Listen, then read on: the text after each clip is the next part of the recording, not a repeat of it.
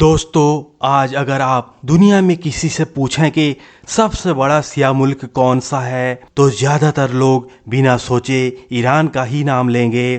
آج ایران سیاہ مسلمانوں کی سب سے بڑی پہچان بن چکا ہے، لیکن بہت کم لوگ یہ جانتے ہیں کہ ایران ہمیشہ سے سیاہ نہیں تھا، بلکہ سچائی یہ ہے کہ ایران بہت لمبے وقت تک سنی مسلم ملک رہا۔ یہاں کی عام عوام بھی سنی تھی اور یہاں کی حکومت بھی سنی اسلام کے حساب سے چلتی تھی، یعنی آج جو تصویر ہم دیکھتے ہیں وہ ہمیشہ سے ایسی نہیں تھی۔ تو پھر سوال سیدھا سا ہے کہ آخر ایسا کیا ہوا کہ پورا ملک شیعہ بن گیا؟ کیا لوگوں نے خود یہ راستہ چنا یا پھر یہ فیصلہ اوپر سے تھوپا گیا؟ اسی سوال کا جواب آج ہم آسان زبان میں سمجھنے والے ہیں۔ سب سے پہلے ہمیں تھوڑا پیچھے جانا پڑے گا۔ جب اسلام پہلی بار ایران پہنچا، اس وقت ایران پر پرانے بادشاہ راج کرتے تھے اور اسلام عرب سے باہر پھیل رہا تھا۔ مسلمانوں اور ایرانی حکومت کے بیچ کئی جنگ ہوئی، جن کے بعد ایران کے بڑے حصے مسلمانوں کے قبضے میں آ گئے۔ لیکن یہاں ایک بات بہت ضروری ہے، کسی علاقے کا فتح ہو جانا اور وہاں کے لوگوں کا ایک دم سے مذہب بدل لینا دونوں الگ الگ باتیں ہوتی ہیں۔ ایران میں بھی ایسا ہی ہوا۔ فتح کے بعد بھی صدیوں تک بہت سے لوگ اپنے پرانے مذہب پر قائم رہے۔ دھیرے دھیرے لوگوں نے اسلام کو اپنایا، اور جب اپنایا تو زیادہ تر لوگ سنی اسلام کی طرف آئے۔ وقت کے ساتھ ساتھ ایران ایک ایسا ملک بن گیا جہاں اسلام مضبوطی سے جم گیا، لیکن یہ اسلام سنی تھا۔ عدالتیں سنی قانون پر چلتی تھیں، مسجدوں میں سنی طریقے سے نماز ہوتی تھی، حکومت کے فیصلے بھی سنی سوچ کے مطابق ہوتے تھے۔ ہاں، یہ بات صحیح ہے کہ ایران میں سیاہ لوگ بھی تھے، کچھ شہروں میں، کچھ علاقوں میں، لیکن وہ مائنورٹی تھے، یعنی کم تعداد میں تھے۔ پورے ملک کی پہچان سنی ہی تھی۔ اب کہانی یہاں تک بالکل سیدھی ہے، لیکن اصلی موڑ تب آیا جب 15ویں صدی کے آخر میں ایک بچہ پیدا ہوا۔ یہی بچہ آگے چل کر پورے ایران کی پہچان بدل دیتا ہے۔ اس بچے کا نام تھا شاہ اسماعیل۔ شاہ اسماعیل کسی بڑے شاہی خاندان میں پیدا نہیں ہوا، اس کا تعلق ایک صوفی سلسلے سے تھا، یعنی ایک ایسا مذہبی راستہ جہاں پیر اور مرید کا رشتہ بہت مضبوط ہوتا ہے۔ اس کے والد شیخ حیدر بھی اسی سلسلے کے بڑے رہنما تھے اور ان کے ہزاروں چاہنے والے تھے جو انہیں صرف عالم نہیں بلکہ روحانی رہبر مانتے تھے۔ اس دور کا ایران بہت بکھرا ہوا تھا، کوئی ایک مضبوط بادشاہ نہیں تھا، ہر طرف چھوٹی چھوٹی ریاستیں تھیں، ہر کوئی اپنی طاقت بڑھانے میں لگا تھا، عام لوگوں کی زندگی مشکل تھی۔ اسی ماحول میں شاہ اسماعیل بڑا ہوا۔ اس کے والد ایک جنگ میں مارے گئے، اس کا پریوار بھی مشکلوں میں آ گیا، لیکن شاہ اسماعیل کے پاس ایک چیز تھی جو دوسروں کے پاس نہیں تھی۔ اس کے پاس ایسے مرید تھے جو اس کے لیے جان دینے کو تیار تھے۔ انہیں کجل باس کہا جاتا تھا۔ شاہ اسماعیل بہت کم عمر میں ہی ان مریدوں کے سہارے میدان میں اتر آیا۔ سوچئے، ایک کم عمر کا لڑکا، سامنے بڑے بڑے حکمران، لیکن اس کے پیچھے ایک ایسی فوج تھی جو اسے صرف بادشاہ نہیں بلکہ مذہبی رہنما مانتی تھی۔ اسی بھروسے کے دم پر شاہ اسماعیل نے ایک کے بعد ایک علاقوں پر قبضہ کرنا شروع کیا۔ آخرکار اس نے تبریز جیسے بڑے شہر پر قبضہ کر لیا اور سن 1501 میں خود کو ایران کا بادشاہ گھوشت کر دیا۔ یہیں سے پوری طرح کہانی بدل جاتی ہے۔ بادشاہ بنتے ہی شاہ اسماعیل نے ایک ایسا فیصلہ لیا جس نے آنے والی صدیوں کی دشا طے کر دی۔ اس نے اعلان کیا کہ اب سے ایران کا سرکاری مذہب 12 امامی سیاہ اسلام ہوگا۔ یہ فیصلہ صرف مذہب سے جڑا ہوا نہیں تھا، اس کے پیچھے سیاست تھی، طاقت تھی اور دشمنی تھی۔ اس دور میں ایران کا سب سے بڑا دشمن تھا عثمانی سلطنت، جو سنی اسلام کی سب سے بڑی طاقت تھی۔ شاہ اسماعیل جانتا تھا کہ اگر ایران کو عثمانیوں کے سامنے کھڑا کرنا ہے تو اسے الگ پہچان دینی ہوگی۔ वही पहचान शिया इस्लाम बन गया, यानी मजहब को सियासत का हथियार बना दिया गया। अब यहाँ से ईरान में बहुत तेज बदलाव शुरू हुआ।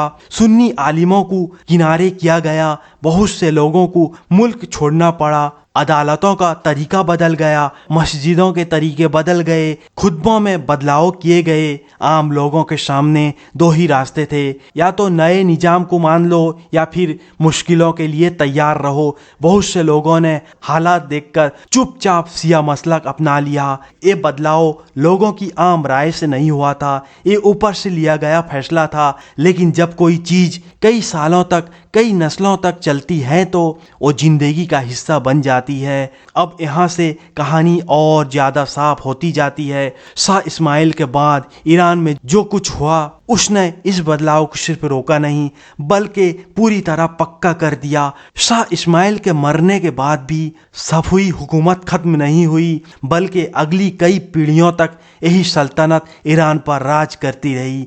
और हर आने वाला बादशाह एक ही बात पर कायम रहा कि ईरान की पहचान सिया ही रहेगी, चाहे इसके लिए कितनी ही कीमत क्यों न चुकानी पड़े। सफवी हुकूमत ने समझ लिया था कि सिर्फ तलवार से मजहब नहीं टिकता। अगर पहचान को जिंदा रखना है तो दिमाग और दिल दोनों पर काम करना पड़ेगा। इसीलिए इस दौर में बड़े पैमाने पर शिया तालीम शुरू की गई। बाहर के मुल्कों से शिया आलिम बुलाए गए, खास तौर पर अरब इलाकों से, ताकि लोगों को शिया अकीदे की बाकायदा तालीम दी जा सके। बच्चों को बचपन से ही वही बातें सिखाई जाने लगी। मस्जिदें, मदरसे, मजलिसें, सब कुछ धीरे धीरे शिया माहौल में ढलता चला गया। अब यहाँ एक बहुत अहम बात समझिए, इस पूरे दौर में जो लोग पैदा हुए, जो बड़े हुए, जिन्होंने दुनिया को देखा, उनके लिए ईरान हमेशा से शिया ही था। उन्होंने कभी सुन्नी ईरान देखा ही नहीं। यही वजह है कि जो चीज़ कभी ज़बरदस्ती शुरू हुई थी वही अगली नस्ल के लिए पहचान बन गई। जब कोई चीज़ आपकी किताबों में, आपकी इबादतों में, आपके त्योहारों में, आपकी रोज़मर्रा की ज़िंदगी में शामिल हो जाती है, फिर वो सवाल नहीं बनती, हकीकत बन जाती है। लेकिन ये रास्ता आसान नहीं था। सफवी दौर में ईरान लगातार बाहर की ताकतों से टकराता रहा। सबसे बड़ा टकराव सुन्नी दुनिया से था, खास तौर पर उस्मानी सल्तनत से। दोनों के बीच कई जंगें हुईं, कभी ईरान जीतता, कभी हारता, लेकिन एक बात नहीं बदली, मजहबी पहचान। ईरान के लिए शिया होना अब सिर्फ मजहब नहीं रहा था, एक सियासी ऐलान बन चुका था, एक तरह का ऐलान कि हम अलग हैं,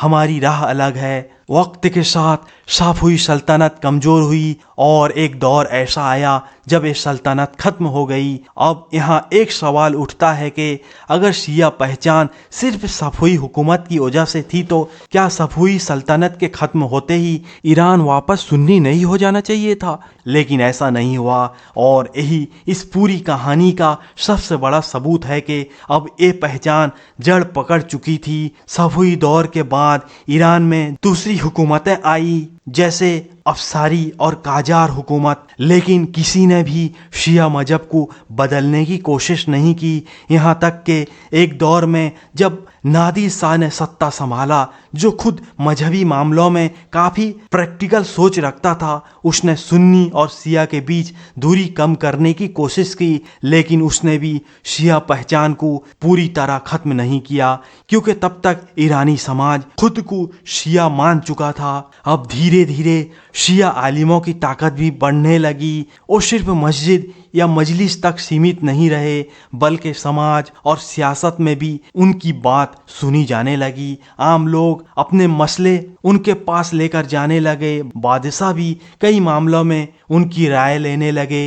यहीं से ईरान में वो ढांचा तैयार हुआ जहां मजहब और हुकूमत एक दूसरे से जुड़े हुए नजर आने लगे। 19वीं और 20वीं सदी आते आते ये रिश्ता और मजबूत हो गया। शिया आलिम अब सिर्फ रहनुमा नहीं बल्कि ताकत का एक बड़ा मरकज बन चुके थे। और फिर 20वीं सदी के आखिर में जब ईरान में बड़ा इनकलाब आया तो दुनिया ने देखा कि कैसे मजहबी पहचान एक बार फिर सियासत के बीचों बीच खड़ी हो गई। अब ईरान सिर्फ सिया आबादी वाला मुल्क नहीं था, बल्कि सिया सोच पर चलने वाला मुल्क बन चुका था। आज जब हम ईरान को देखते हैं तो हमें ये याद रखना चाहिए कि ये बदलाव एक दिन में नहीं हुआ। ये किसी एक फैसले से शुरू जरूर हुआ था, लेकिन सदियों तक चला। तलवार से शुरू हुआ, तालीम से मजबूत हुआ और फिर समाज का हिस्सा बन गया। आज का ईरान उसी लंबे सफर का नतीजा है। और यहाँ पर एक बहुत जरूरी बात समझनी चाहिए। इस पूरी कहानी का मतलब ये नहीं है कि कोई मजहब सही है या गलत, या कोई मसलक बेहतर है या कमतर। ये कहानी है ताकत की, पहचान की और सियासत की। इतिहास में अक्सर मजहब लोगों के दिल से ज्यादा हुक्मरानों के हाथ में रहा है, और जब हुक्मरान बदलते हैं तो मुल्क की पहचान भी बदल जाती है। तो अगर कोई आज पूछे कि ईरान सुन्नी से शिया कैसे बना, तो उसका जवाब ये नहीं है कि लोगों ने अचानक सोच बदल ली। जवाब ये है कि एक हुकूमत ने मजहब को सियासत का हथियार बनाया, फिर आने वाली नस्लों ने उसी को अपनी पहचान मान लिया, और जब पहचान बन जाए तो उसे बदलना आसान नहीं होता। यही वजह है कि आज ईरान सिया है और शायद आने वाले वक्तों में भी रहेगा, क्योंकि ये अब सिर्फ मजहब नहीं, इतिहास है, यादें हैं और एक पूरी कौमी पहचान है। इसी के साथ आज की ये कहानी पूरी होती है। अगर आपको ये वीडियो पसंद आई हो, अगर आपने कुछ नया सीखा हो, तो इसे आगे जरूर शेयर कीजिए, ताकि इतिहास को नफरत के लिए नहीं बल्कि समझने के लिए इस्तेमाल किया जा सके। अगर आपको मेरी ये वीडियो अच्छी लगी तो इसी तरह की नई नई वीडियो देखने के लिए मेरे चैनल को सब्सक्राइब कीजिए।